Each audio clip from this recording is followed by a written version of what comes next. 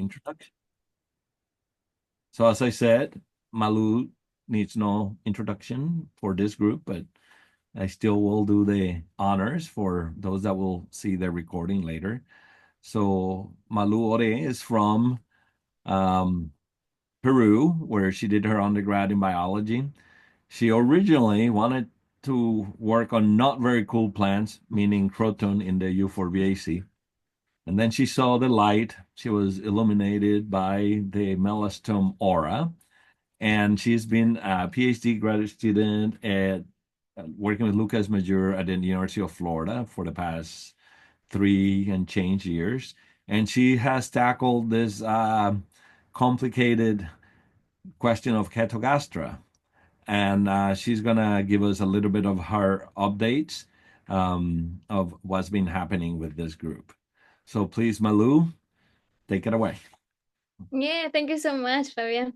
Yes, as Fabian mentioned, I am Malu Ore, and I am a Peruvian botanist who decided to work in this genus.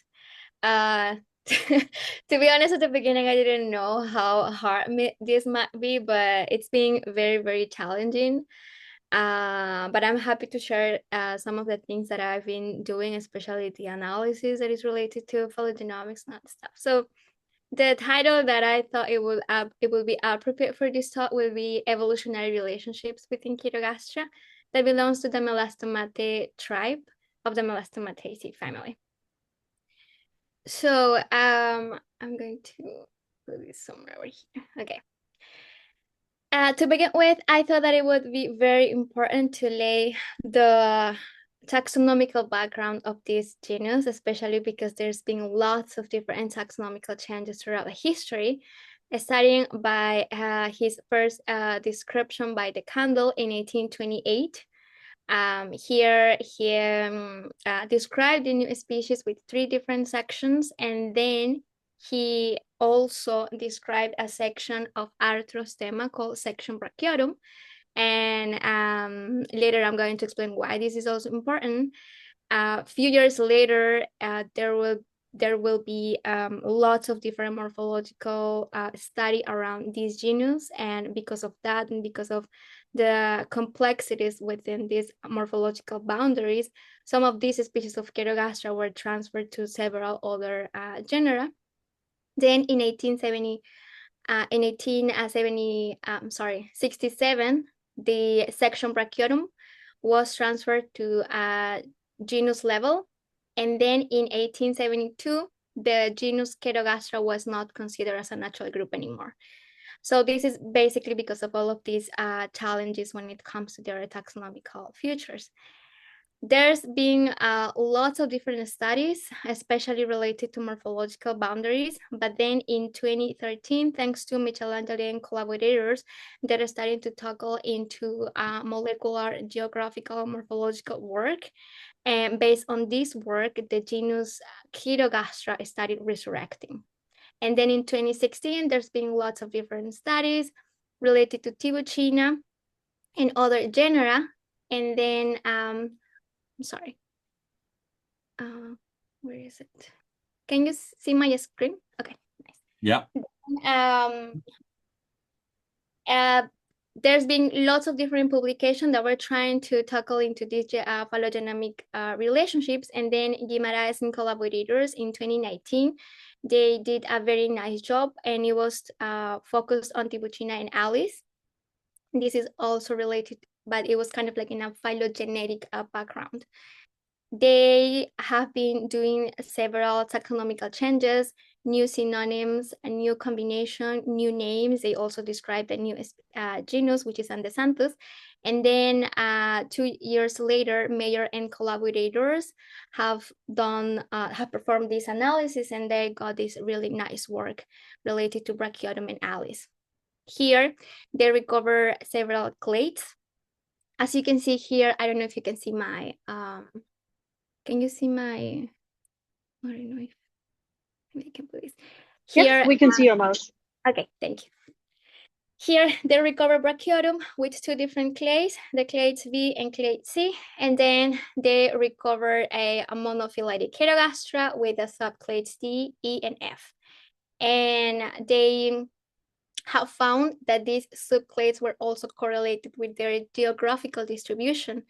And based on that, they nominated the clade D as a Mexican clade, E as an Andean, and F as an Eastern South America and Antilles clade.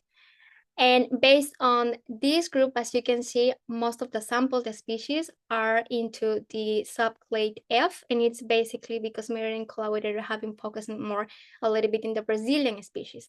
However, if we go to the whole geographical distribution of all of the species of Chaetogastra, we can see that more like approximately the half of the species of Chaetogastra actually belongs to the Andean clade.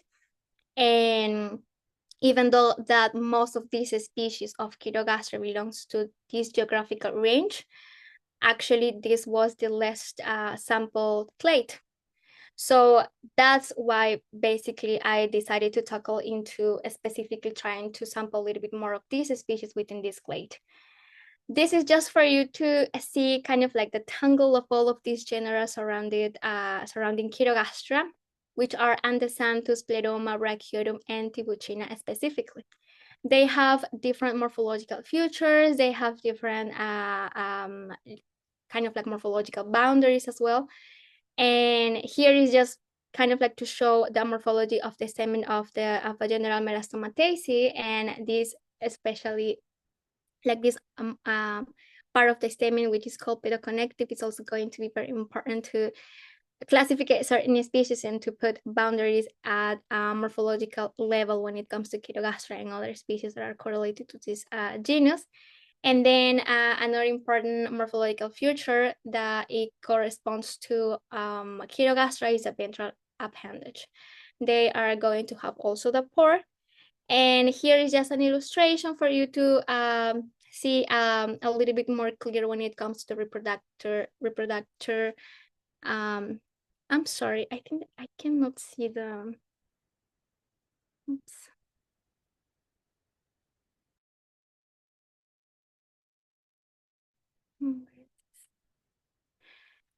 It's just like, I cannot see my screen right now. I'm going to share it again. I don't know if that could be. We see it fine. We see it fine. Oh, okay. Okay, now I can see it. It was I'm so sorry. good. Okay, nice. Okay, yeah, so there are several morphological characteristics. For instance, here we can see in Chaetogastra these well-developed ventral appendages. Then we can see kind of like a pedoconnective over here.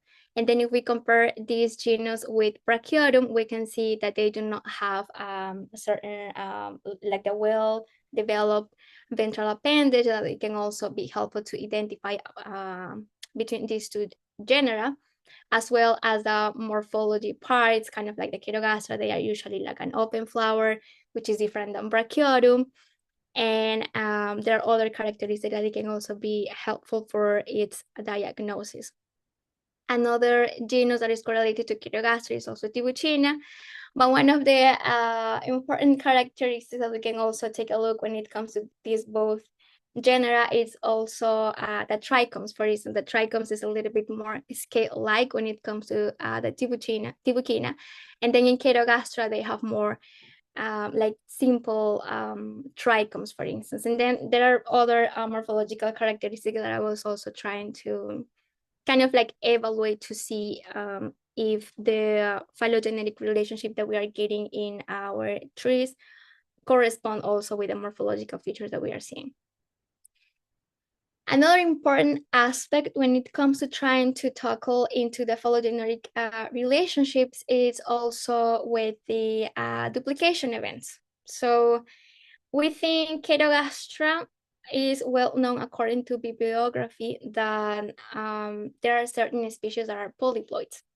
Okay, so the thing is that this study definitely need to be a little bit more focused if we would like to exactly know which are the species that were considered, so that we can do again kind of like a chromosome counting, and then maybe we can do a little bit of work related to flow cytometry.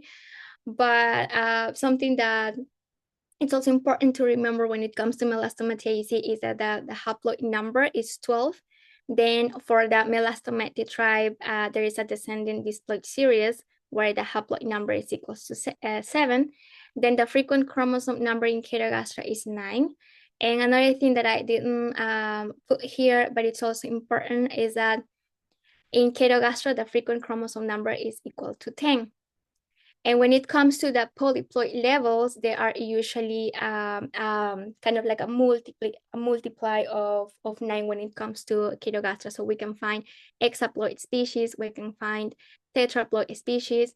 And for instance, in Chaetogastra longifolia, there will be some chromosome counts that corresponds to a diploid number, but there are others that correspond to tetraploid numbers as well.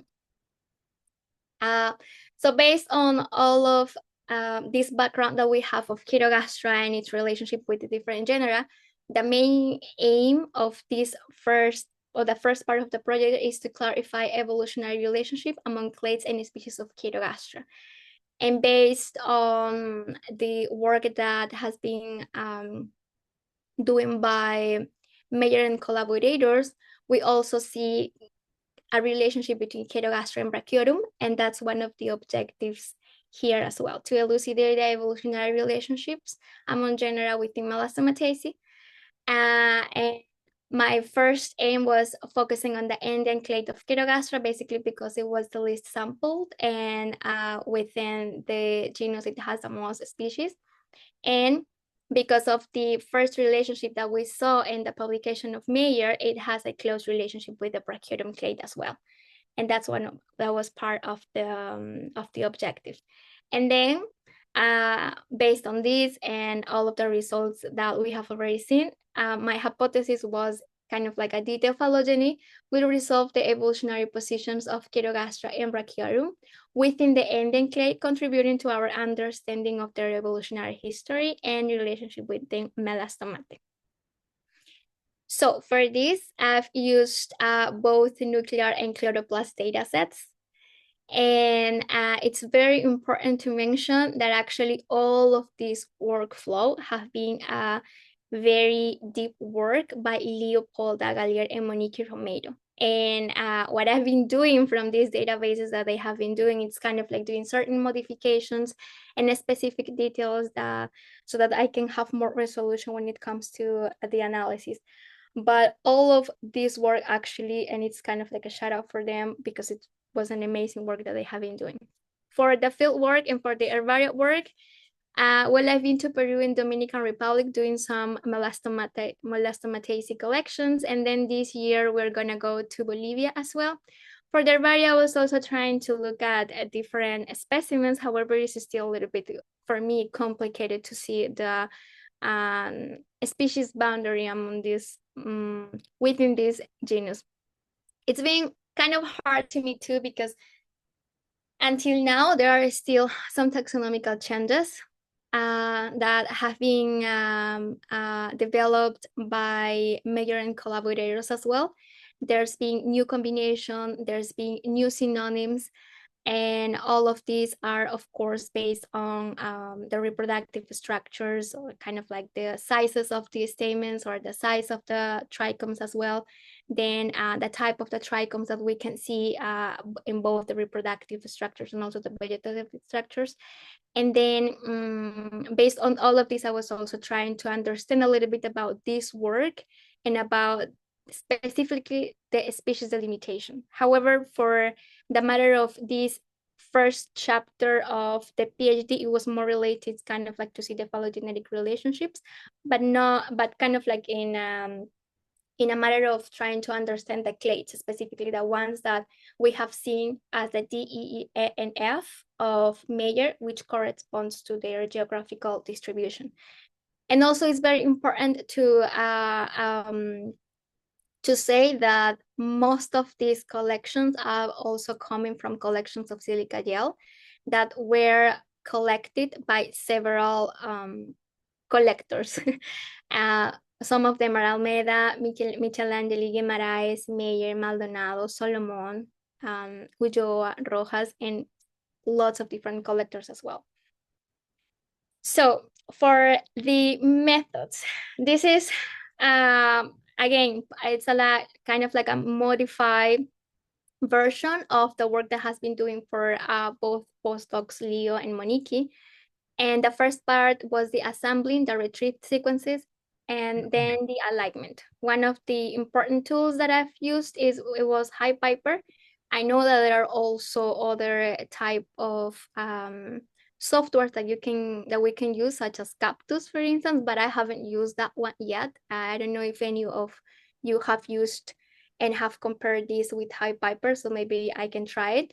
But so far I've only used this software, and I've retrieved sequences for the supercontics and then the exons. Then for the alignment, I've used MAFT, and then I did use I have trimmed the sequences, but twice actually. One, it was using ClipKit, following the same workflow that it has been used by the project of Melastomataceae. And then I've also chose 3ML with certain modification of the parameters so that I can have kind of like a better trim of the sequences. But it's also important to remember here that a manual trim, it's been very, very important, especially for the supercontics, because it has more challenges when it comes to the alignments and when it comes to the trimming. And then for the concatenating, I've used PXCAT and also I've used AMAS.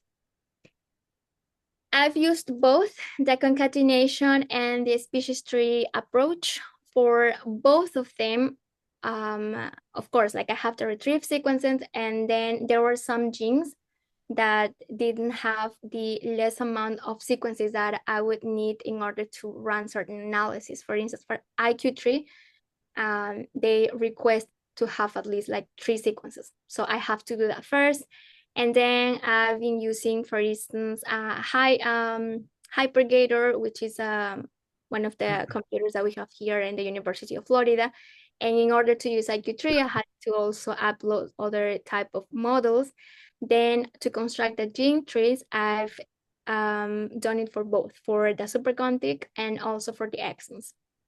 I constructed the phylogenetic tree for each of them using RagsML. I've run phylogenetic trees using the filter for the paralogs, which is L. The L is the minimum length of the sequences retrieved. And then N would be the minimum number of samples that I'm going to get after filtering the sequences. And I've done like, it will be the L, and it will be the N. I did for 10%, for 50%, 75%, and also not removing the paralogs.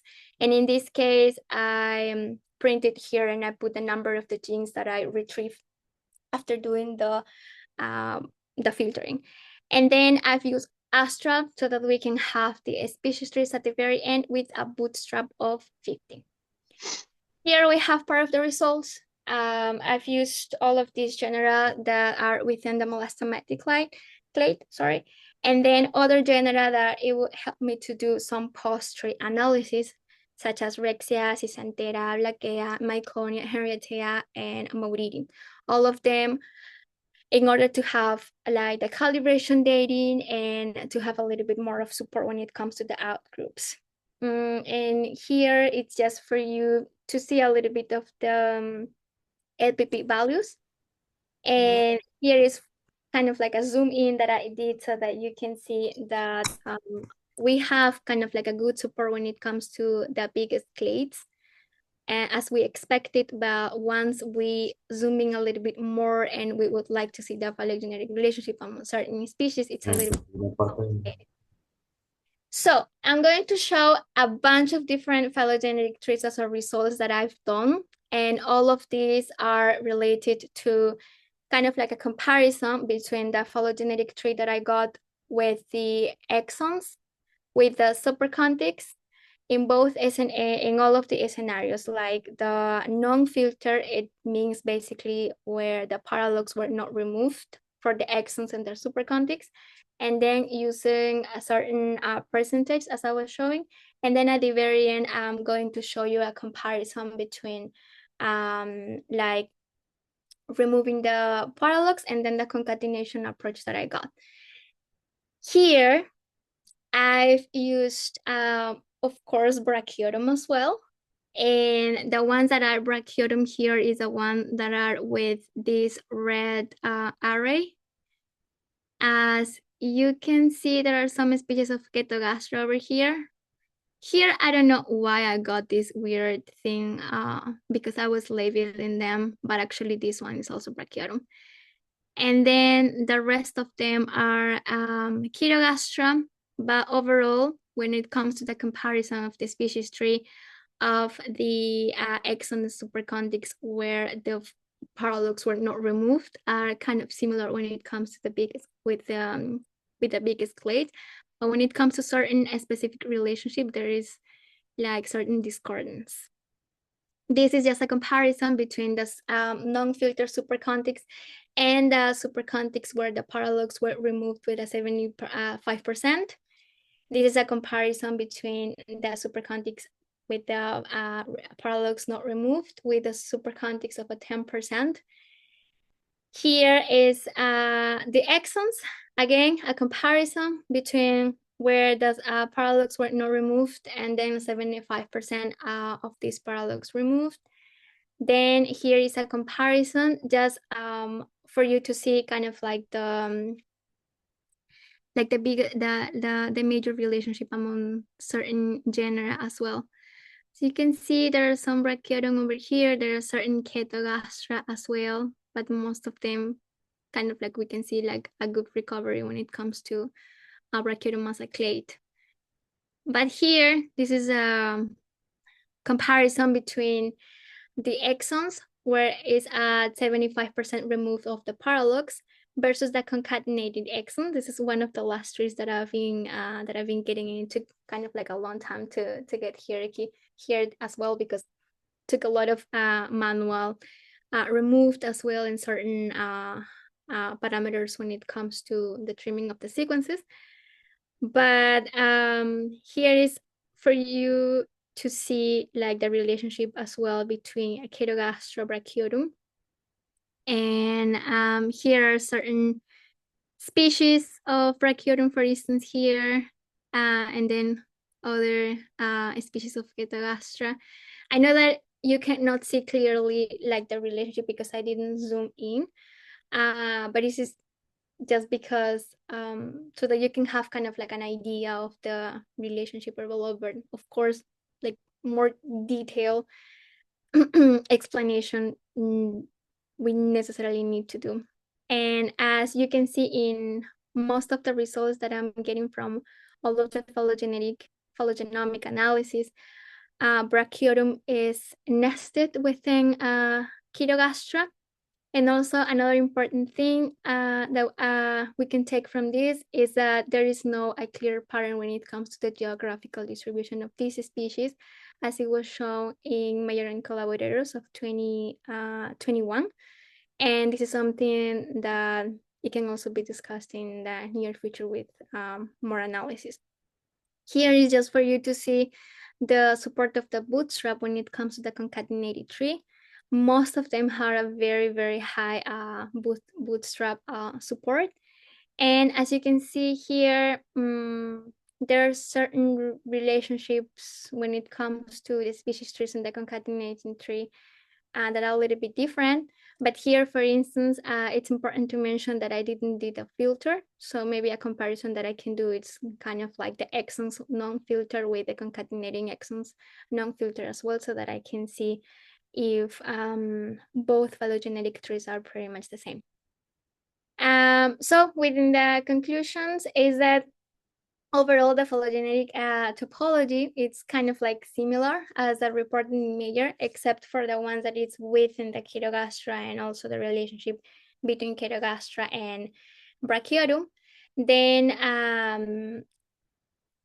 there is a hypothesis that all of these relationships, that it's kind of like polyphyletic between Brachiotum and Chaetogastra, it could be also influenced by hybridization events.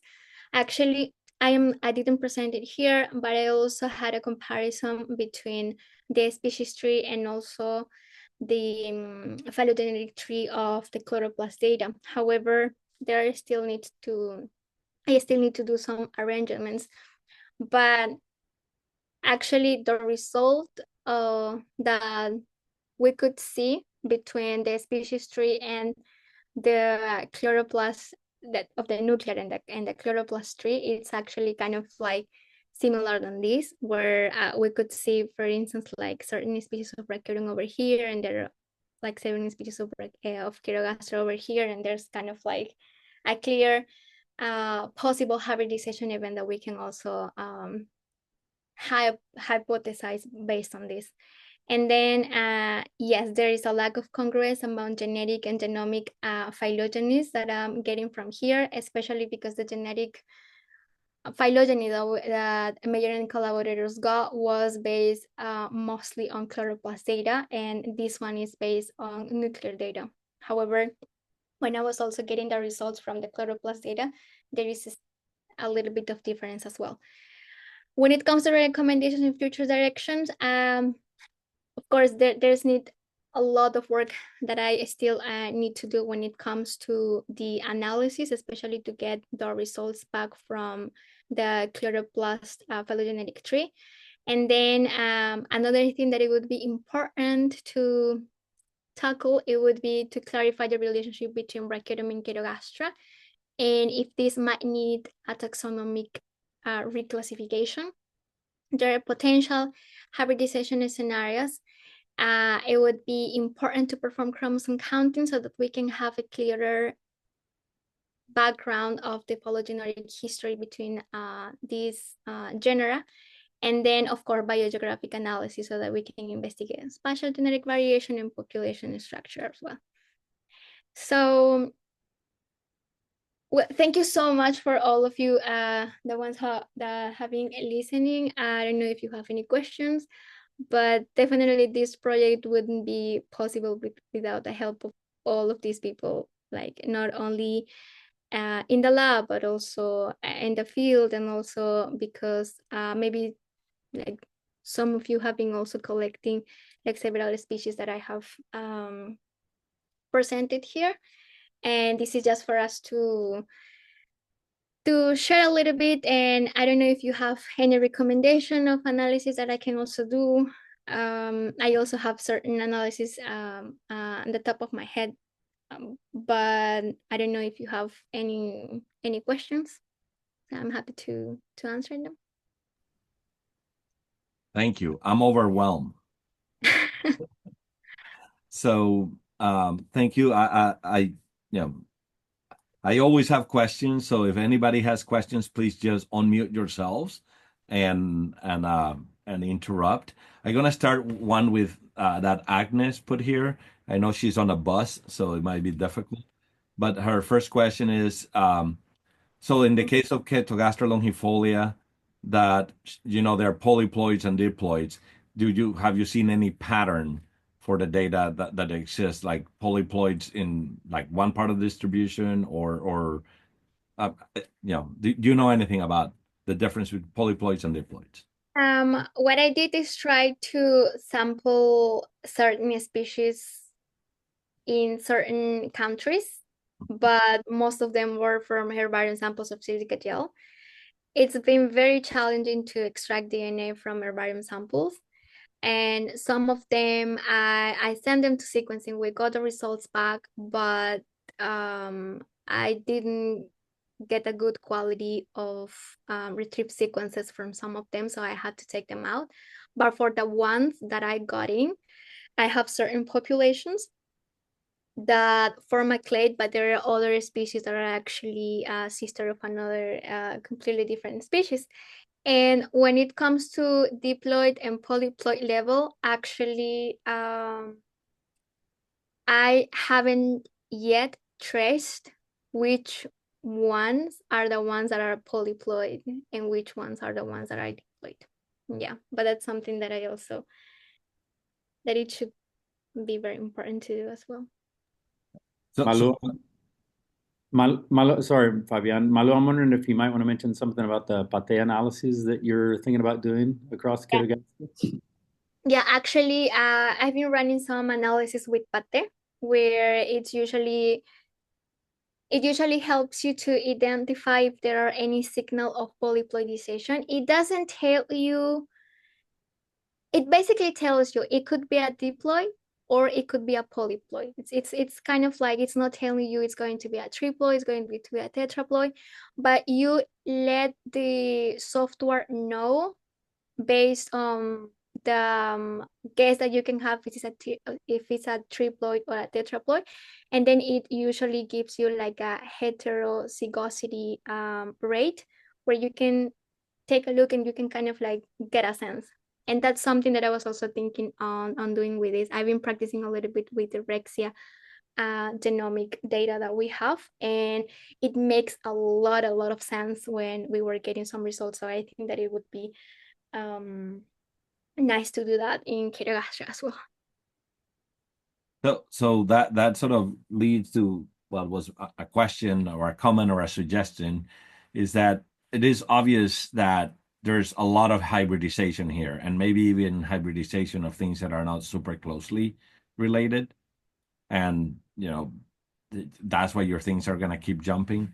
So I was wondering if it would be worth trying to identify, both with the chromosome counts and with Pate, all of your polyploids, and then remove them from the analysis. Do a phylogenetic analysis only with your diploids. And I mean, that doesn't eliminate the possibility of hybridization, but it certainly, and also the thing with Pate is that if there's a recent homopolyploid, autopolyploid, it might not detect it as a polyploid, which it really wouldn't matter for your purposes because it wouldn't be a hybridization event. So the good thing, if you can identify with Pate what are potential allopolyploids, and you can eliminate all of those and run the analysis and see if the things tend to be a little bit more stable. And that was a suggestion, And then just a quick comment. So some of the species of Chaetogastra that are very closely related to Brachiotum, actually, the names are even still in Tibuchina. They were really not transferred, some of them. And the reason they were not transferred is because they were jumping in the phylogenies. So maybe take a look at those again and see what's happening in the difference there. And yeah, there is still some changes when it comes to name, and there is a publication that is also coming.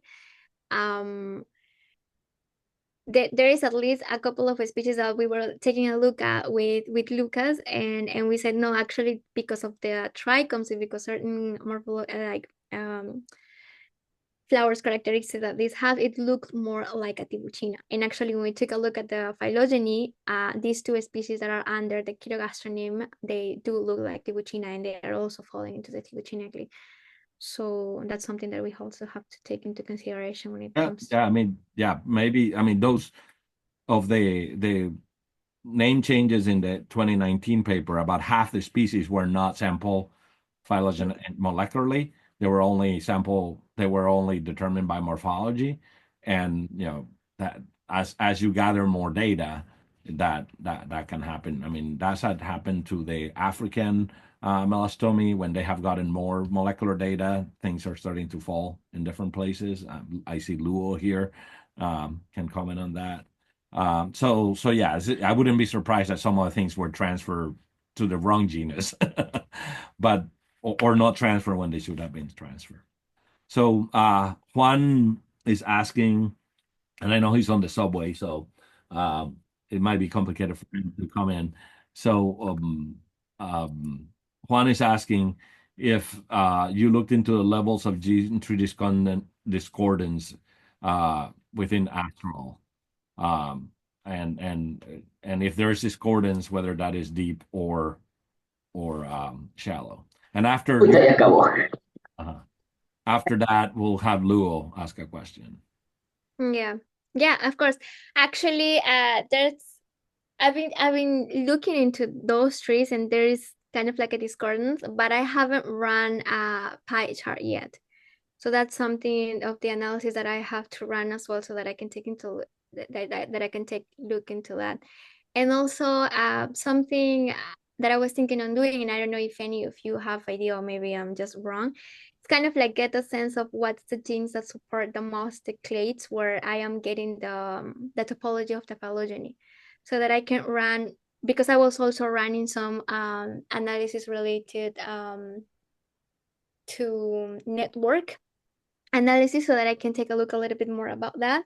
And sometimes it's a little bit tricky when we have lots of different genes and we have lots of different species. So I don't know if any of you have done that before, so that can kind of like help me thinking through that a little bit more.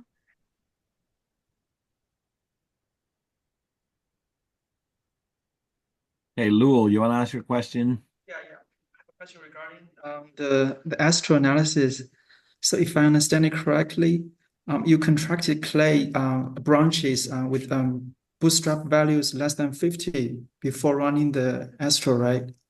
So I was wondering how did you decide on these values? Why 50, not like 15 or 20 as suggested by the authors of astro in that paper, the benchmark paper on this? Yeah, actually, the original one was bootstrap value as 10, but I decided to kind of like to look into a little bit more deeper to put it a level of 50. And I actually haven't run the analysis at 10 yet. So that's something that I also have to do to see if there is any difference, or if the resolution that I'm going to get is going to be different, or if the phylogenetic relationship among the clades are going to be different. That's something that I haven't taken a look at. Yeah. I think it's worth trying because it's always like a trade-off. When you contract these branches, you always also lose the information contained by these encoded. So yeah, and Astro is very fast to run. So yeah, I Yeah. would definitely try it. Yeah, definitely. Okay. Thank you so much.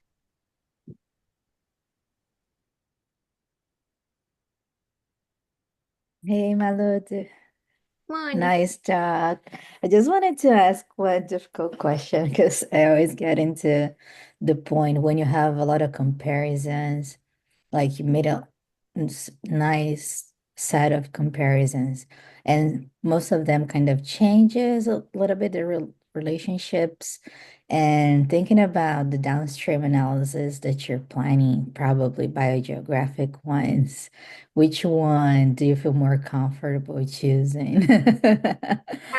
Yeah, I think the according to literature, when it comes to deciding of choosing a phylogenetic made of exons genes, it's more related to see like the evolution of proteins and all of these things correlated to that. But when it comes with trying to get a little bit more of sense of the phylogenetic resolution, we are supposed to use a supercontext. So I think that between the exons and supercontext, when it comes to this analysis and to do the posterior analysis, the post-tree analysis, I would use the supercontext to see if that and trying to compare always morphologically, like what's the one that it has that it resonates the most when Yeah. results.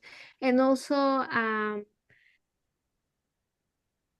actually I was thinking like all of these results that I've been getting, I was thinking on doing the same post-tree analysis for most of them, so that I can see if there is any huge difference. I don't know if anyone have any comment about that.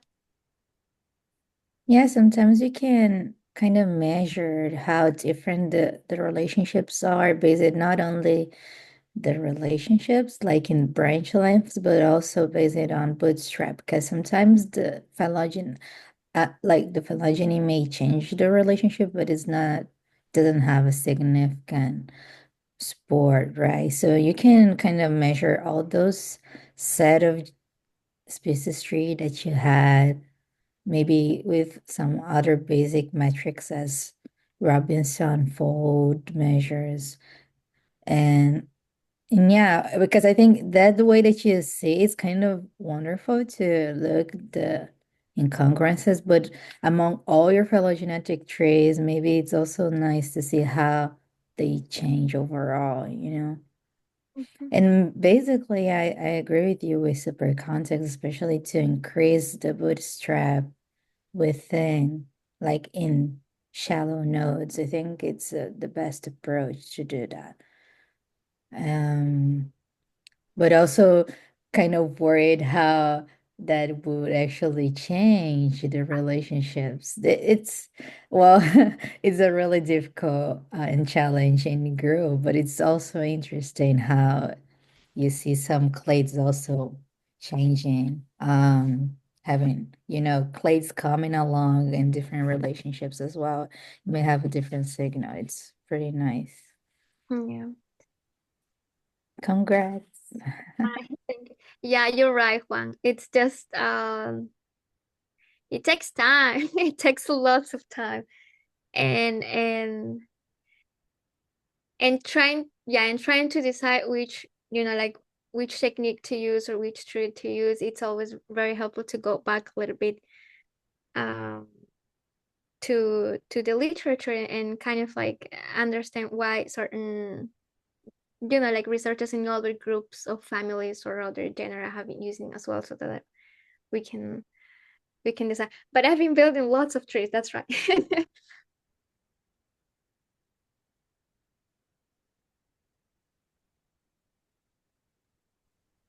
Hello. Hello. Who was going No, to, who was it? yeah. It Diego. was me, Diego. Hi. Hola. Hola a todos. Hi, everyone. Hey, Malu. Sorry. I have a question about the patterns that you're seeing in the phylogeny and the patterns that you're seeing in the field. Do you think that the plants that are changing in topology and whether there is discordance or conflict between different trees, do you know based on your taxonomical expertise at this point, if those plants are occurring together or they are closed geographically or any other pattern, if not the case? Yeah, actually, to answer that, I did a quick network analysis when it comes to these new species. It could be, like kind of like a hybrid because of morphologically it looks like that.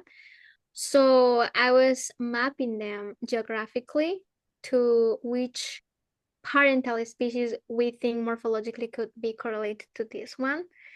And I saw like maybe 2 to 3 brachiotum that cohabit with this species. And then when I ran the network analysis, I saw that some of these species were also close to this one.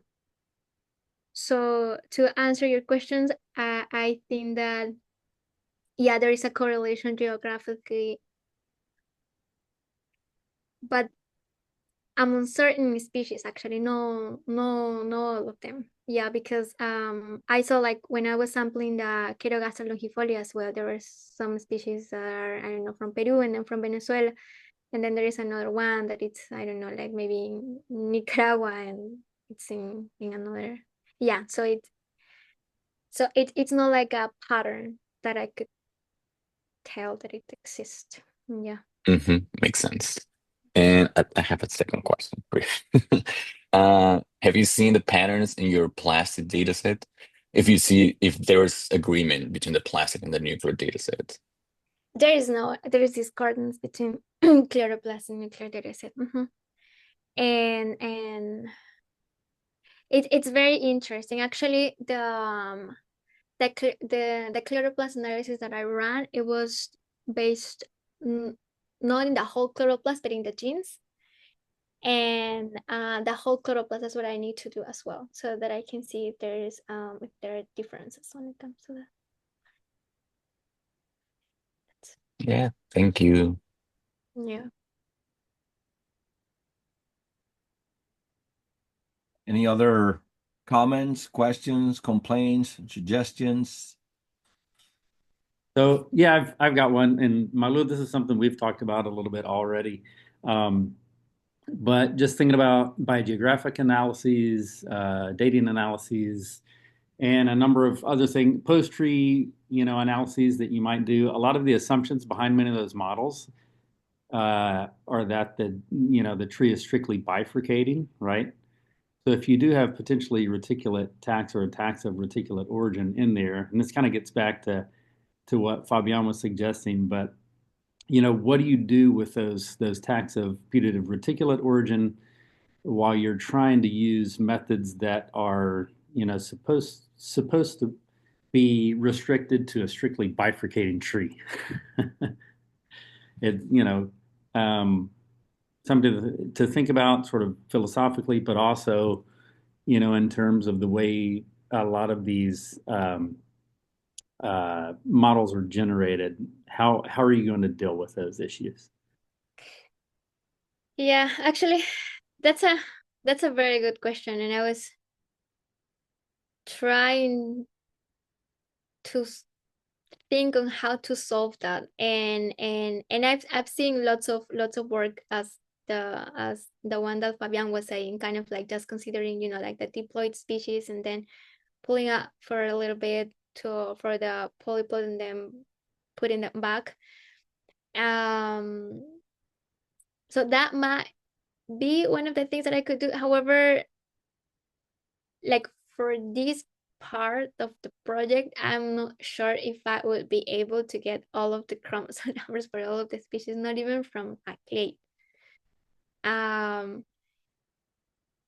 So I don't know, like a good thing that it could happen is like if someone who is in a certain country might like to join and might like to help doing the chromosome, because it's way easier, to do that while you are in the country where the plants are actually growing. But another one that I was also doing is running Enquire. So that we can take a look of like how all of these softwares can help us at least to identify certain diploid species, and just being based on assumptions for now, and then when we have the data we can gather them down and then we can put it and try to complete those questions. Just I think that's, yeah, absolutely. You could use a combination of different resources, including your Pate analysis, if that gives you a pretty good estimate of what you think ploidy might be, and then using comparative phylogenomic approach so you can interpret whether or not something could be a putative reticulate origin, and then you can strategically pull those out and do kind of a diploids first approach. And maybe that's one way that you could get around the problems with reticulation.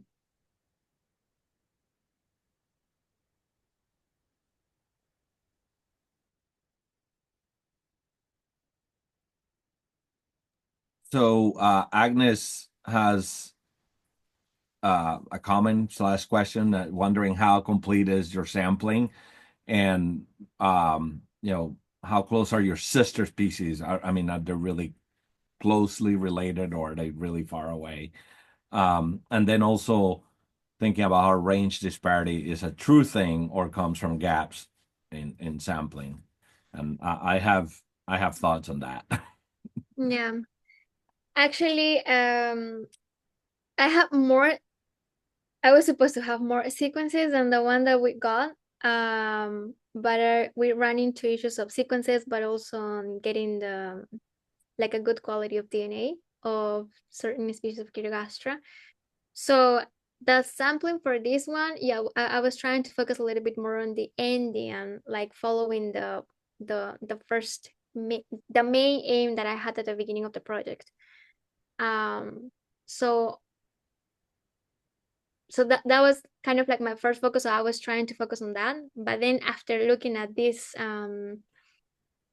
results, there is actually not even kind of like a very clear geographical pattern when it comes to the clades that were formed previously. So it's not, my sampling is not like that complete. And even for the Brachiotum clade, there are around 50 species, right? And like for this one, I'm only considering like, well, there are like 35 that we have for the project, but only I'm considering I think 33 or maybe 32, because certain species were following in kind of like very weird places within the phylogeny, and we were dealing with some of this stuff. And then, how close are you sister species? So yeah, they are actually close. Like the species that the pattern that I saw is that, you know, like there are certain names that were jumping around, like from one, like the variety and this and that, and some of them are usually very close. That's what I was taking a look at also. And then just thinking about how French.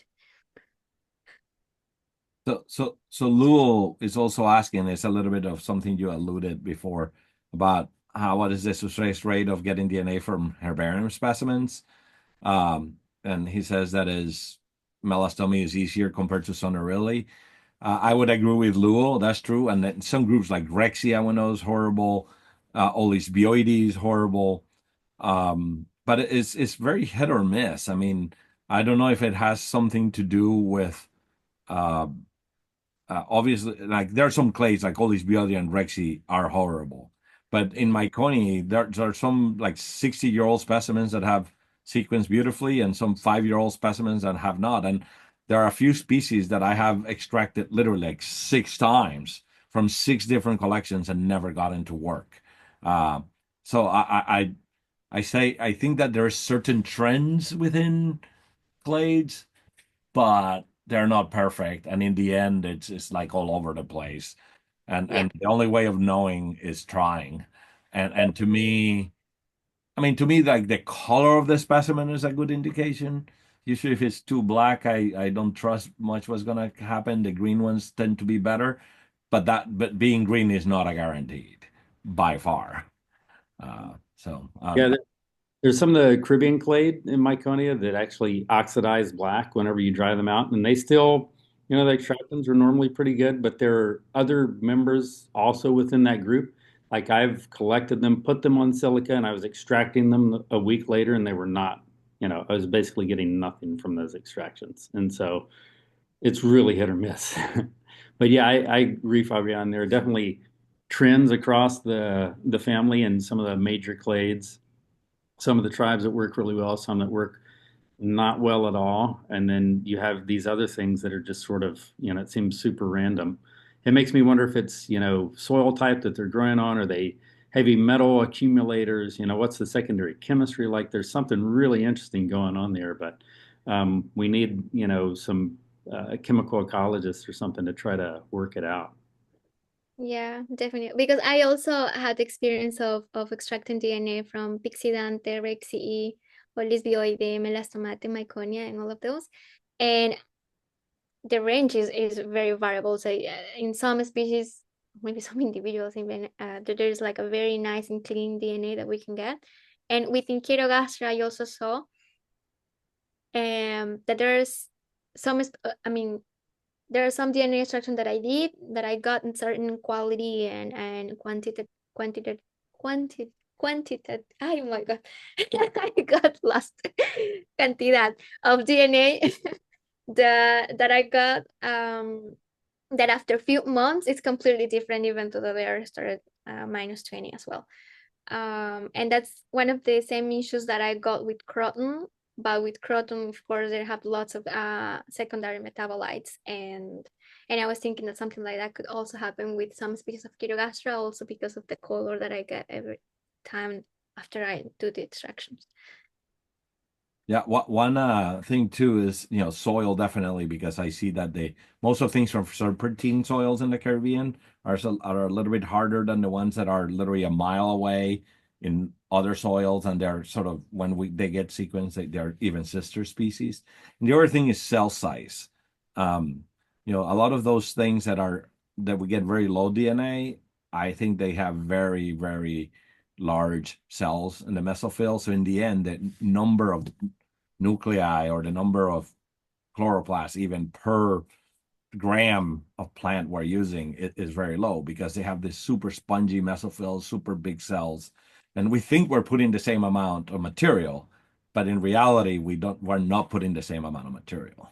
So I think that's something to be cool to look at more carefully. But you know, for Henrietta, we were able to sequence full plastids from 120-year-old specimens.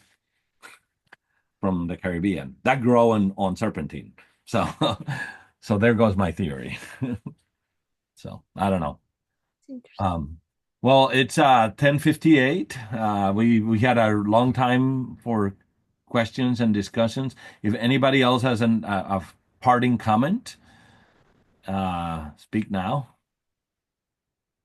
Yeah, if you have any suggestions of any comments, please email me. I really would appreciate, because this is a new thing that I'm doing, like all the analysis and all stuff, and there is lots of different bibliography that we all like have to read over and over again, and I also mentioned in the presentation that there is another one similar to Piper, which is Cactus, and I don't know if any of you have used that before. It seems like the impact of paradox, it's kind of like a better suitable. I don't know.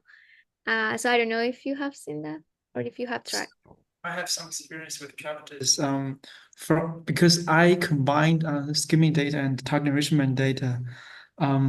Sometimes I get nothing from Hypepper, but I can get probably more than 100 loci from Cactus. But in the meantime, Cactus was sort of in the desperate mode, so it could assemble anything for you. So you need to be careful about it. Maybe play around with the parameters. Okay, Yeah. okay. That's a good Like point. the trimming parameters were quite loose, even from the very first step, like trimming the reeds. Uh-huh. Yeah, but I would go for trying it. More trees to I've I'm used now it using only Cactus. for, sorry. say it again. Oh, I've used it only for plastic data, and I think it's pretty straightforward compared to HiPiper when you need to follow up your folders and organize them. HiPiper's Captus is pretty organized, but yeah, I've never checked the parameters. But HiPiper and Captus work differently. The way that they assemble sequences are different, is different. So yeah, worth a check in case you want to. But I agree with the comments on maybe not spending much time on it, because I have, and I know that the data set is problematic and the biology is also problematic. So I think you have good results. Just how to interpret those are important. It's important maybe, but yeah, you're doing good. Yeah. Brachyderm is also a mess, and it's pretty interesting too. Just as a bottom Focus line, on the pretty interesting to biology. see. Yeah, pretty interesting to see similar patterns, even though I'm including only a few Chaetogastra and more Brachyderm, and you're doing the other way around. The patterns, yeah, are kept. It's just how it is. Okay. Uh, Okay, muchas gracias. Thank you very much. Obrigado todos. Muito obrigada. Merci beaucoup. I don't know, she, whatever. And we'll see you in a month. We have another one coming in February and another one in March. And then any others that you guys want to, if anybody wants to talk, we're happy to include anybody. So we'll talk soon. Thank you very much. Thank Bye. you. Bye bye. Thank you, Malu.